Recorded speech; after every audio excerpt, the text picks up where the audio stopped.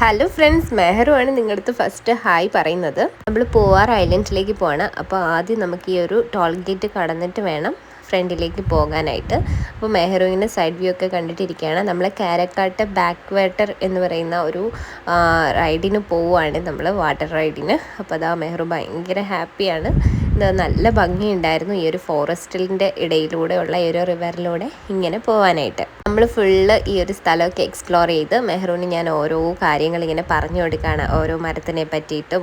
അവൾ ഫസ്റ്റ് ടൈമാണ് ഇങ്ങനെ എന്താ പറയുക, ഫോറസ്റ്റ് ഏരിയയുടെ ഉള്ളിലൂടെയുള്ള ഇങ്ങനത്തെ ഓരോ റൈഡിന് വേണ്ടിയിട്ട് പോകുന്നത്. അപ്പോൾ അതിൻ്റേതായിട്ടൊരു ഹാപ്പിനെസ് ഇവൾക്കുണ്ട്.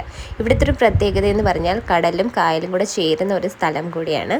അപ്പോൾ നമ്മൾ ഈ തെങ്ങിൻ തോപ്പിൻ്റെ ഇടയിലൂടെയൊക്കെയുള്ള ഈ ഒരു വാട്ടർ റൈഡ് നല്ല ഭംഗിയുള്ളതായിരുന്നു. ആ കാണുന്നത് കണ്ട ഒരു കുരിശാണ് കേട്ടോ, ഒരു എലിഫൻറ്റിൻ്റെ രൂപം പോലെ നാച്ചുറലി കല്ലിൽ ഉണ്ടായൊരു സംഭവമാണ്. അതിൻ്റെ ഒരു വീഡിയോ ആണ് ഞാൻ എടുത്തത്.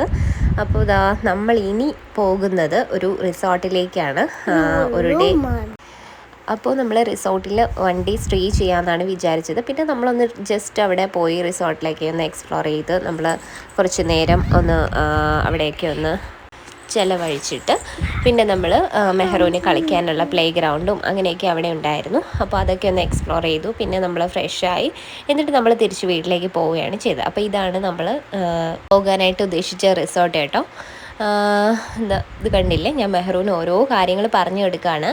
അപ്പോൾ നല്ല ഭംഗിയുണ്ടായിരുന്നു, എനിക്ക് ഒരുപാട് ഇഷ്ടപ്പെട്ടു. നിങ്ങളിവിടെ പൂവാർ ഐലൻഡ് വിസിറ്റ് ചെയ്യുകയാണെങ്കിൽ മസ്റ്റായിട്ടും അവിടുത്തെ ഒരു റിസോർട്ട്, എല്ലാ റിസോർട്ടും ഏതാണ്ടൊക്കെ ഒരുപോലെയാണ്. നമ്മൾ ഈ ഒരു റിസോർട്ടിലാണ് വന്നതെന്നേ ഉള്ളൂ.